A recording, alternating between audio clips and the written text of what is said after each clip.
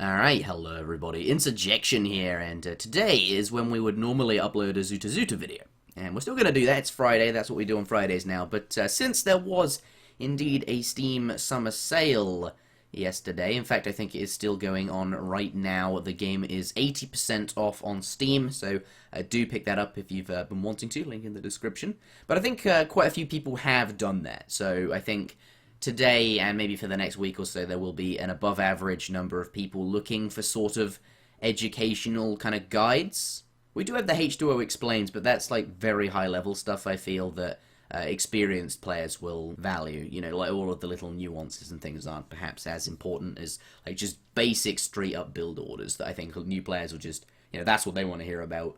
So today we do have an expert replay analysis from ZutaZuta. It's effectively a French guide. It's not a guide in the sense of like, a structured PowerPoint style video that you'd expect on my channel, like in a tips and tricks style scripted format. It's not that. It's just a replay, but with perhaps undisputably the best French player of all time in it. We're going to be watching Samwise12 today. Just a quick message, because I know the game, it's the first day of the sale. For anyone who did pick up the game, don't play Ottoman. Like that instills bad habits, and you'll never learn how to play properly, and I think a lot of people fall down that route just because it is an easy civ to play, and you think, well, I'll just play this one to begin with, because I want to ease myself into it, but it's really not a good idea. I personally would recommend playing the French. They are a very good, all-around civilization. They can play lots of styles. Anyone who can play the French can quite easily move on to another civilization quite easily afterwards. I think it's just a very good civ to begin with. So, with that said, today we do effectively have a ZutaZuta's French guide, sort of. Enjoy the video. So this is going to be my guide for French, in particular the French opening, and we're going to do that in terms of watching this replay by Samwise. I see a lot of people playing French, and I see a lot of people not doing these little things that I think have maybe been forgotten about from, we'll call them the old days.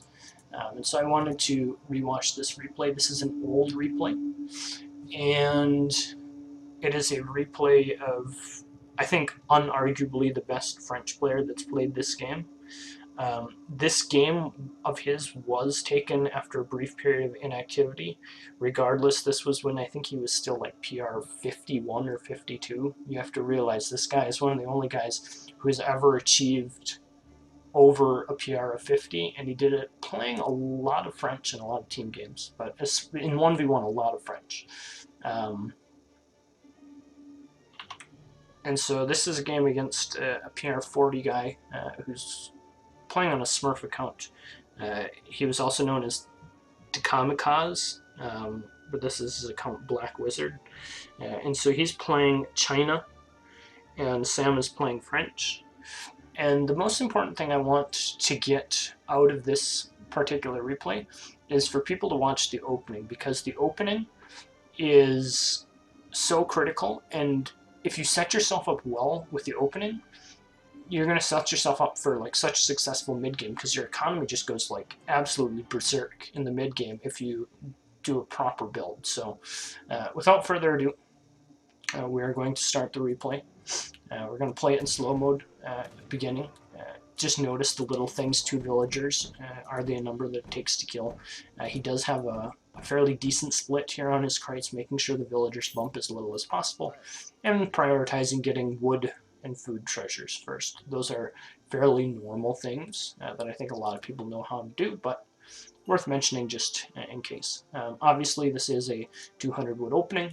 As a result, he needs to chop 50 wood in order to get his market and hunting dogs, and mine 50 gold as well. So you do see he has a 30 gold treasure here, which he's going to pick up nice and early, and going to put 2 villagers on coin so that he can get that nice and early as well. So at this point, he's got 2 villagers on wood, 2 villagers on coin, and he's building his market. Obviously has his villagers queued up, and is going to be able to get quite easily the required 50 gold, start his hunting dogs, still get his house built at 100 wood, and still not be popped. So very good there. if you're looking for how to do the opening properly, this is the way you want to do it. I'm going to pause it briefly here because there's another important thing to realize. One thing that a lot of people don't realize is how important villager efficiency is in the very early stages of the game. If you recall, how the villagers have moved this game, follow their tracks here. Two of these villagers were the original villagers that were starting on the left-hand side and immediately shot the first animal that was in their sight, which was this one right here. Those two villagers have been since gathering there exclusively that whole amount of time. Then if we go back to the two villagers that gathered the 50 wood that came from this tree, notice where they're now gathering. They're now gathering right here in this location. They're gathering at this hunt that is right next to the tree. So effectively, they've gathered the crates, they've then moved to this tree, and they have then moved to this hunt. They've done as little walking as possible without actually ruining his build. So all of that is very well planned out. And all of that is just little tiny efficiency things, and we're going to see how those stack up, and we're going to see how he ends up working in Gangsa before aging and still having plenty of resources to age. Obviously, wooden food treasures help, but optimizing your villager pathing routes in the early portions of the game obviously helps as well. At this point, we can see he's got one dead animal right up next to his town center that he's going to be rallying villagers to from this point forward, and be using that one to ensure that the remaining villagers have as little travel time as possible as well. So also, if we realize one of the gold villagers here did pop back into this TC, did end up over here, and the other one has been used for herding purposes from this gold mine directly off to begin gathering these animals here. Obviously, he's still been scouting, doing normal stuff like that. But for the most part, he's optimized his efficiency with his villagers as pretty much well as you humanly possibly could. Has his hunting dogs that's going to finish very early, and we'll see how this game continues to play out. Obviously, the villager doesn't go out of his way to go too far out of his way. Just goes, turns around, builds, and goes immediately back to the hunt that it was gathering. And still just picking up little treasures. Obviously, this map's not super good. If we take off the fog of war for a minute, we can see that the hunts are actually pretty poor outside of the beginning hunts. And so that's something he's going to have to deal with. But at the same time, doing a pretty good job of controlling their... Ooh, look at how neat was that. Controlling where his hunts are going. If we saw what he did there, he went, herded it with this villager, popped it over to this location somewhat close to his TC, used another villager to kill the hunt, reset the animation so that both of those villagers would be gathering, and then immediately popped that villager out and straight onto it. Keeping the villager split, not making these villagers walk, because if he would have used them to both kill the hunt and then had to walk over here, he would have lost this little bit of efficiency. Instead, he says, you know what, I'm going to start rallying my villagers over here to this new hunt, and I'll let these villagers transition onto this closer hunt when this first hunt depletes. So, pretty neat little thing there. Just efficiency things, all these little efficiency things, and these are things that Sam did so well that very few people have done as well as he has since. Poking on the scout, fighting over this little food treasure, pretty good. And by this point, we can see he's got a lot of food. I don't know, for the French players in the house, you're sending your 3 villager shipment, you've got 2 villagers in queue, and you're sitting at like 325 food at 13 population. Like, he's going to have another villager queued up. He's going to have 200 resources floating, 200 wood floating, have everything queued up that he needs, and still have like 2.5 villagers to train. That's a lot of resources. And we're going to see what that results in here very shortly. It's going to result in him queuing up his Gangsa and getting his Gangsa, I believe, to completion before he even arrives to the point where he needs to transfer. So once again, villagers popping out to the relevant spots. And has a lot of resources. That very early hunting dogs obviously paying him large dividends now. Going to continue to herd. Obviously, this map doesn't have great hunts. It's a fairly chromy map. But regardless, here comes the 3 villager shipment. 13 villager pop at this point. Soon he'll queue up one more, I believe. assuming I'm thinking of the right game. And at this point, I think he's probably calculating out how much he needs. And I think if we all pause it here at this point, right when he queues up Gang Saw, without the Gang Saw, he would have 669 food, which would put him 131 food short of what he needs. Obviously, in the time that it takes to build the CDB, he's going to easily gather 100 extra food. There's no question that that's going to happen. And so as he's fully intending on doing the 14 CDB age up anyways, he starts his Gang Saw early, and we'll see what the result of that is. He gets the Gang Saw almost finished to completion, is still able to continue herding, doing all this stuff that he's continuing to do. But look, he's going to easily make 800 food, still going to make his 14 villager age up, but he's got his Gang Saw already halfway done and in a really good spot, so that when he decides to shift villagers to begin gathering for the second age, he's going to already have his Gang Saw completed. So that's pretty big. The villager's just about done.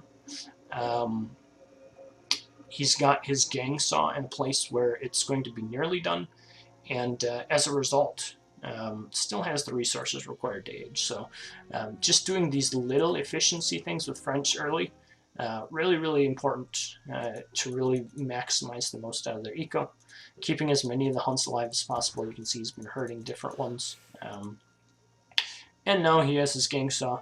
Important to note that he doesn't switch villagers to wood until the Gang Saw is just about completing. By the time these villagers start chopping, the Gang Saw will be done, and he'll once again be maximizing his efficiency in the very early portions of the game. So begins chopping wood just as the Gang Saw improvement finishes, and we'll see where he goes from here. Obviously, we can see that he's continued to scout, got his scout now going into a stealthy position. And if we take a quick look at what Black Wizard is doing, he's doing normal China stuff, right? He's shipped his 2 villagers. He's doing like a very normal FF, 17 pop, going to age up with Summer Palace, going to be FFing, like really normal stuff, like what a lot of China players, especially back then, did. Placer Mines should have been started by now, I would think. Maybe a little bit of mistake by Sam, but we'll cut him a little slack because he had an absolutely tremendous opening. Or it may already have been done. It may have been done when we quick flipped over. Looks like he's going to pick up a TP. So picks up a TP. Maybe there goes the Placer Mine. So wanted to pick up the TP first, which he's building now, and then he's picking up the Placer Mine second. And you know, honestly, like this is okay, just because he had such a good start at the start. Like he's got so many resources for this point in the game. Got his Placer Mines coming. And now another little neat efficiency thing he's going to do. Notice how he's put all of his villagers back on food. That is intentional. What he wants to do is he wants to wait as long as possible and not be gathering gold when he doesn't have the upgrade. He's just trying to maximize his efficiency in the early portions of the game. So because he still has hunting dogs, he's just going to be gathering food until a point when Placer Mines finishes. Once Placer Mines finishes, he can begin gathering gold and continue to maximize that efficiency as much as possible. So we'll see now as Placer Mines gets closer to finishing, and still has the TP up, begins to gather gold, just so you can try and get as much efficiency as possible. 400 wood comes out, and we're just going to see him do a very standard like cav opening.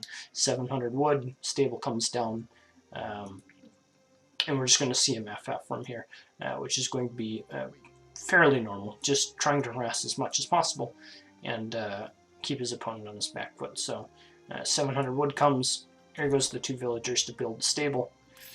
And I think everyone has seen this kind of play style out of a French player. 5 Huss semi-FF is one of the probably more bread and butter builds out of French, just in general.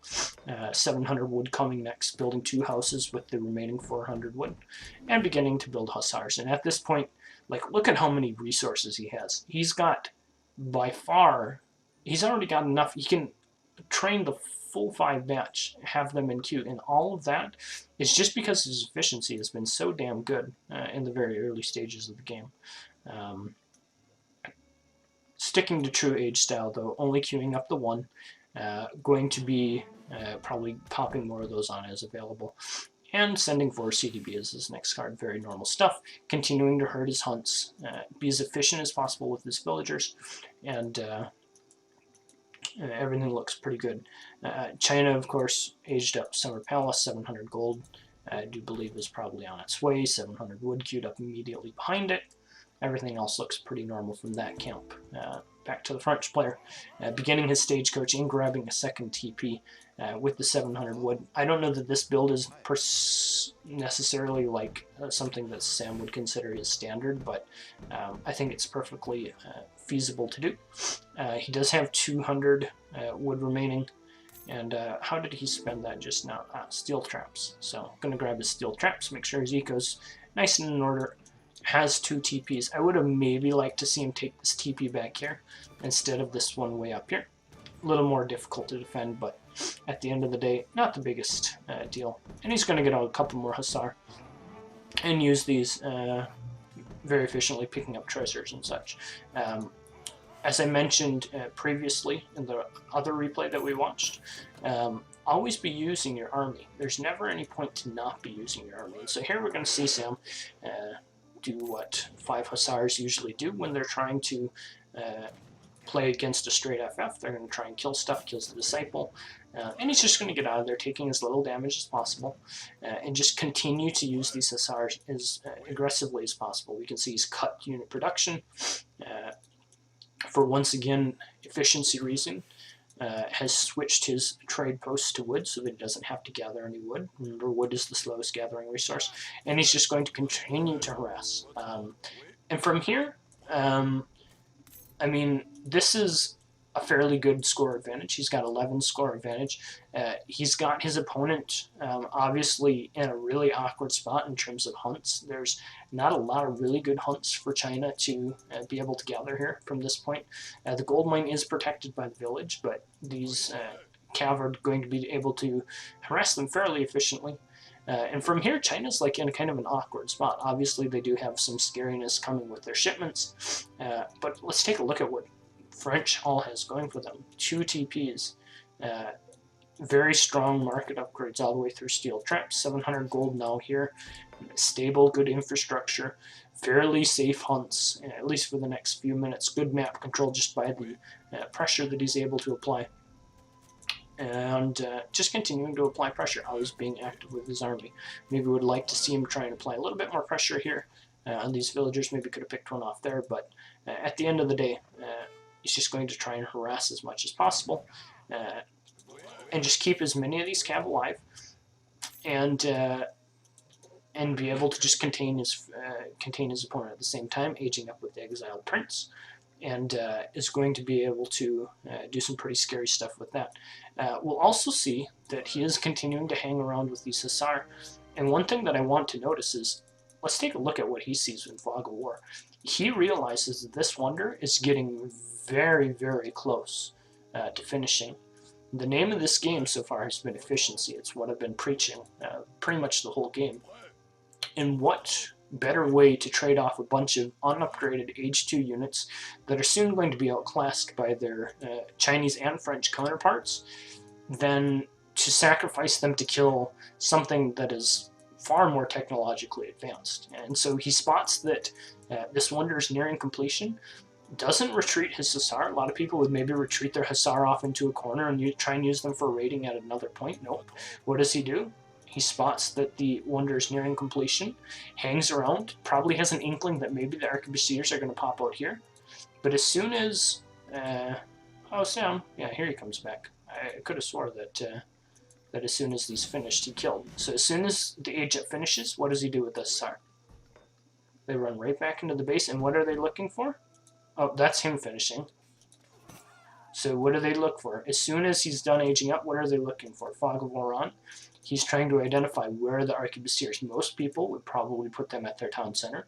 Unfortunately for him, Black Wizard did the smart thing, and he did put them to this village here. But realize, like, something like this, he could have traded these 7 Hussar that have taken some damage for probably the whole batch of arquebusiers that would have popped out from his opponent. And that would have been an incredibly efficient way for him to trade off these unupgraded Hussar. Notice back in his base, he's got a stable, he's got a barracks coming in a forward location, realizes he can apply some pressure and keep some map control just by putting this a little bit more forward. And so now what is he doing? He's searching out the arquebusiers, wants to kill as many units as possible. He's not going to be making Hussar anymore, right? He's not going to be getting veteran Hussar. There's no real reason to keep them alive if he can trade them efficiently for more higher tech units. He's making cuirassiers behind this, making skirmishers behind this. And so as a result, he's going to try and trade them off in the most efficient way that he possibly can.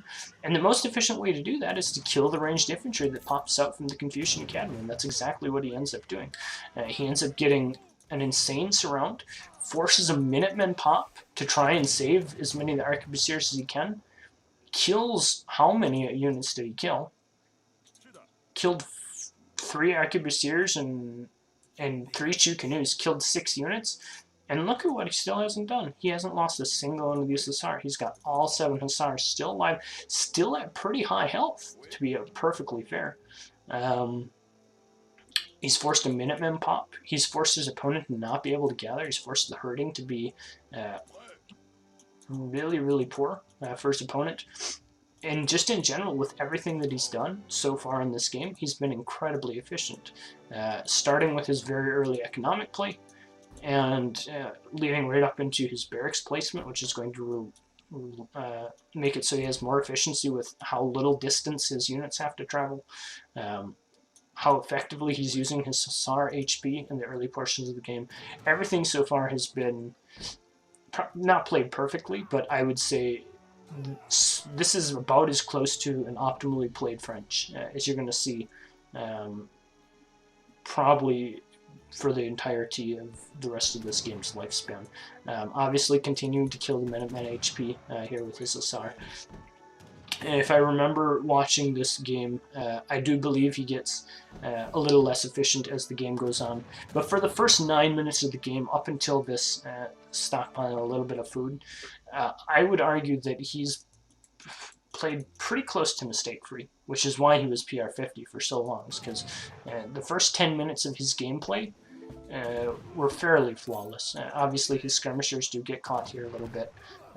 It's not a super good situation, but regardless, he does have the curs coming behind, big batch of curs. Obviously, one of French's larger weaknesses is heavy cavalry. He still has most of these Hussar alive. Still 6 of the 7 original Hussar that he trained are still alive, which is moderately baffling to me. How at 10 minutes he's managed to keep them alive for that long. Does a pretty good job of splitting up the Chengdao here. Notice how he's de-aggroing with one of his cuirassiers here. Black Wizard has forced aggro here, but we'll see. The splitting of his cav has been very, very good. He's got his units effectively in a really good spot, keeping them spread out so that he can maximize the efficiency of his cuirassier. Splash damage, taking as little damage as possible from the Chengdao. And from here, just does a pretty good job of keeping everything nice and split up. And even just with the good splitting that he has with the cuirassiers, just uses the cuirassiers here. He's aggroed a couple here, keeping that cuirassier alive, little stuff like that. Killing the monk. And here come the skirmishers, and they're going to help finish this off. Finish off the rest of these. And still has, look at, all 6 of the curs alive, and only 1 of the Hussar left alive. I don't know about you, but I'd say that's once again pretty damn good efficiency. Keeping the high-tech units alive, many of them on low HP, 3 of these curs are on very low HP, and sacrificing the Hussars to kill the more teched-up units. So one little misstep there with his first batch of skirms, but once again, right back on form.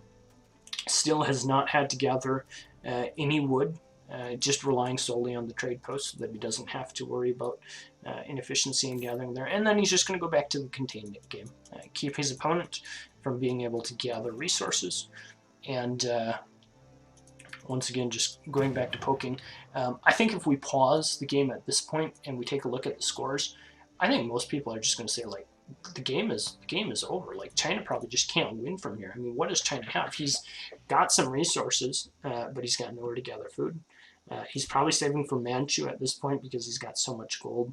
It's really the only resource that he can effectively gather. And Sam's just kind of put him in a box and penned him in and not allowed him to continue to gather. And as a result of that, along with his really good trades, China is pretty much dead at this point.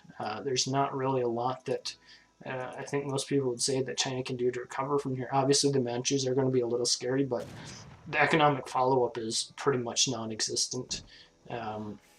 In terms of villagers, we're at 29 CDB versus 27 mostly idle Chinese villagers, so obviously a fairly good advantage for French at that point.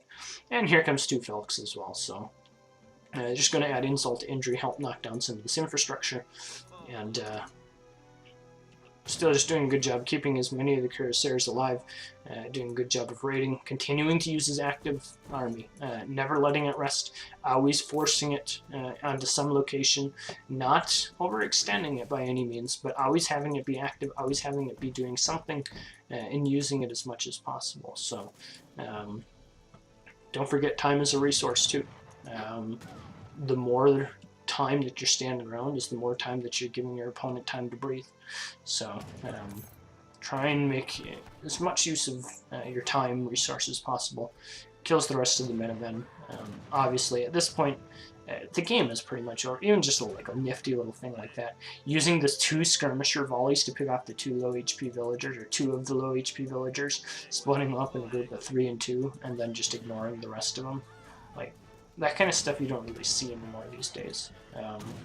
Picking off more low HP villagers. Here come the Manchus. Obviously, he gets caught a little bit here, but even if he can just do decent damage here, he's got a lot of follow-up coming. The Manchus are really kind of the last thing really keeping China alive, and even with the 2 Felks pounding away here, skirmishers are continuing to just poke away, do damage. Sure, he's going to maybe lose his Felks to like melee Manchus, but these skirmishers are effectively killing one of these Manchus, and with the big reinforcing batch of Kurs. Obviously, China's got a fairly big weakness towards heavy cavalry. That fact has been exploited fairly hard this game, and we can see just like the normal follow-up. 8 skirms coming behind it, more skirms being built from this forward location, another huge batch of Kurs coming in behind. Everything is looking a-okay for French. He's effectively, I think, killed 4 or 5 of the Manchus. 3 of them remain at very low HP, and from here, we can see by the replay, the game is effectively over. French's economy is so far ahead. Picked up another 2 TPs here very shortly. Just going to have an absolute stranglehold on the game. And just continuing to make use of as much of this heavy cavalry army as possible. And just going to finish the game in that fashion. So we'll just fast forward here. But I just wanted to show this game and mention the absolute strength of the efficiency that was demonstrated in this game, because it was really, the first time I watched it, it was really quite mind-boggling how well he managed his A, early game resources, and B, his first like 10 units worth of cavalry.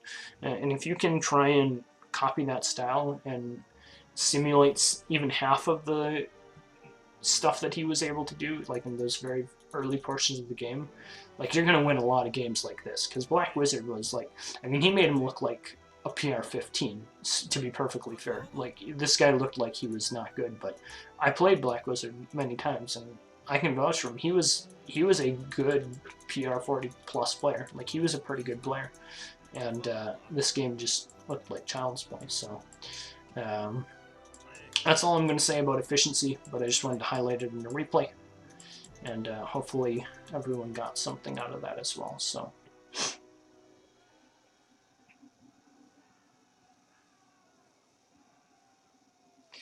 alright, so that's going to be the end of this replay, and it's going to be the end of the stream.